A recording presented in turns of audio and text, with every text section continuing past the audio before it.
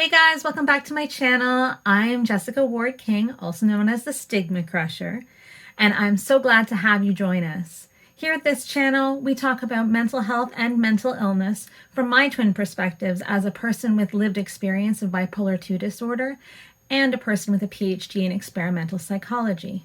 So if that sounds like your jam, you're in the right place. I would invite you to hit that subscribe button, and if you'd like to be notified every week when I post, hit that notification bell as well. I guess that's our cue to start crushing stigma today. Okay guys, so this is totally not the video that I plan to make today. I plan to make a video, kind of get to know you, get to know me, have a chat. But then this thing happened in my life this week that I just knew I had to make this video.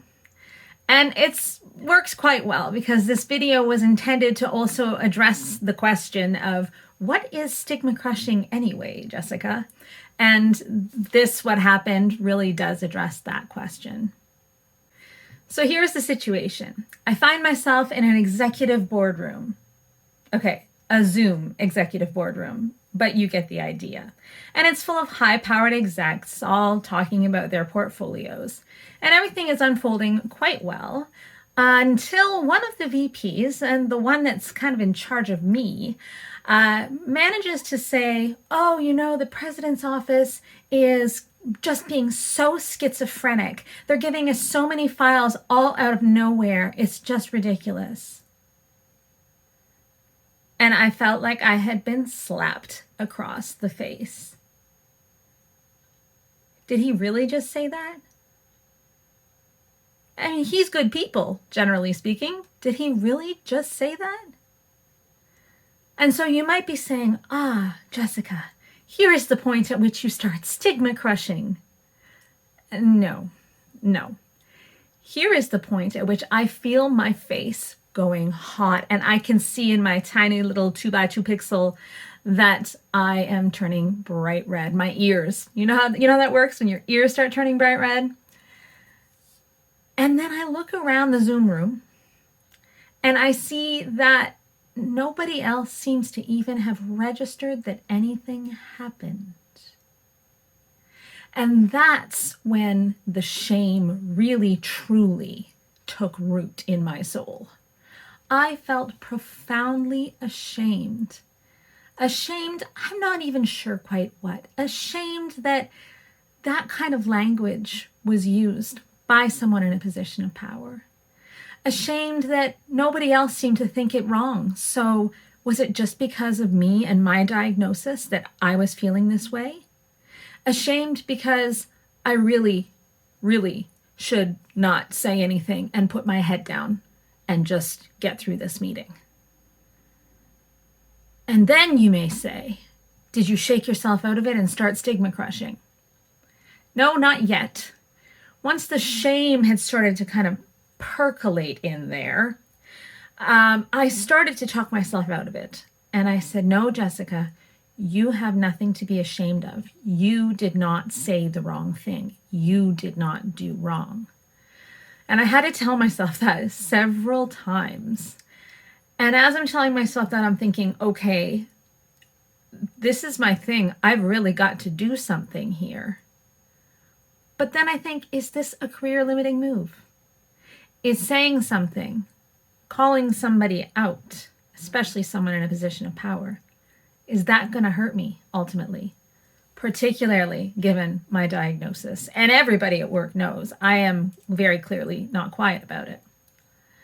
And so I'm sitting there and I tell no one, but seriously, I have no idea what happened at this meeting other than what was going on internally. But I'm sitting there and I'm thinking, okay, I've got to do something. First thing I think of, I know what to do. After the meeting, I'll send an email to him directly and just, let him know that happened and let him know that there's something else he could have done. Yeah. It's risky still, but yeah, that's the thing to do. No, I know that that's not the thing to do. I know that if nobody else in that meeting gets to hear that there was a problem, they will walk out of that Zoom room thinking that it was okay to say that the president's office was schizophrenic because they're sending us so much stuff from all over the place.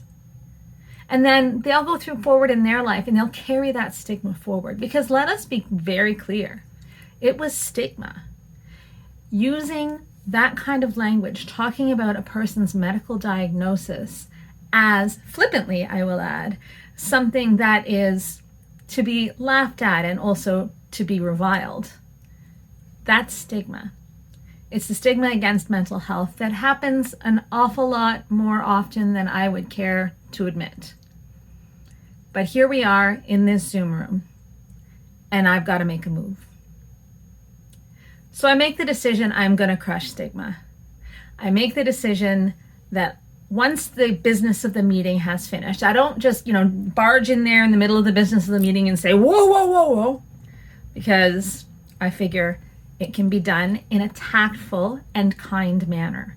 That's the thing about stigma crushing, is it's not just calling out for the sake of calling out. It's not a TikTok call out, you're wearing skinny jeans. It's not anything like that.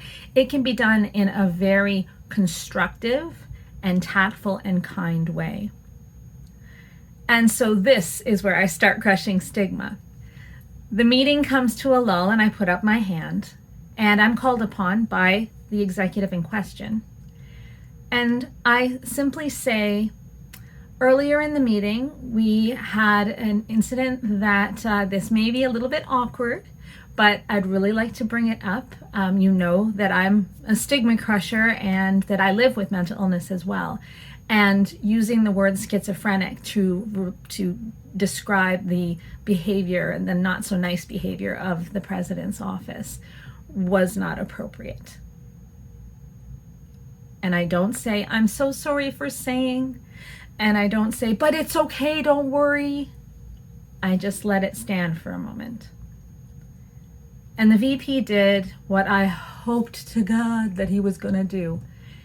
And he gave me the tip of his head and he said, you're absolutely right. That's not the kind of language we should be using. I apologize for that. And then, before we can move on, a colleague of mine says, I'd like to recognize how much courage it takes to bring something like that up in a room like this. I now am, low-key in love with that colleague. Not really, but you get my point. It was a super classy move on their part. And then the meeting proceeded. It continued. We finished our business. I had a healthy water cooler chat kind of conversation over a Zoom meeting with a couple of the folks, and nobody died as a result.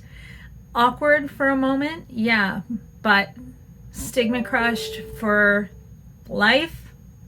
Maybe not for life, but I sincerely hope at least it did something.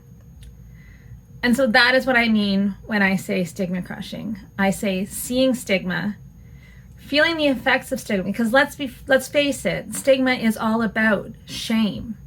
It's all about hiding. And I felt that really acutely. Even though schizophrenia is not my diagnosis, I felt it really acutely. And that was really why I had to say something in that moment. It is hard. And the one caveat I will give, not everyone is in a position to be able to make a stand in all of the kinds of circumstances you might find yourself. Sometimes the most appropriate thing will be to put your head down and not say anything. Sometimes that will be the position you're in.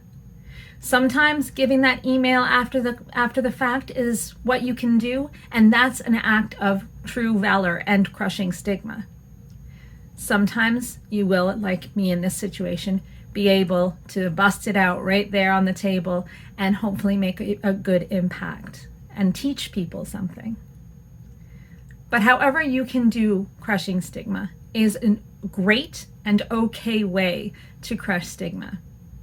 We're going to continue to look at different ways we can talk about stigma, think about stigma, and crush stigma on this channel. So again, if this is your jam, you are in the right place. You are welcome here. Any comments or questions, I would really, really appreciate them down below. And don't worry, I will answer you throughout the week. I'll see you next week to crush stigma some more. Bye. Stigma Crusher.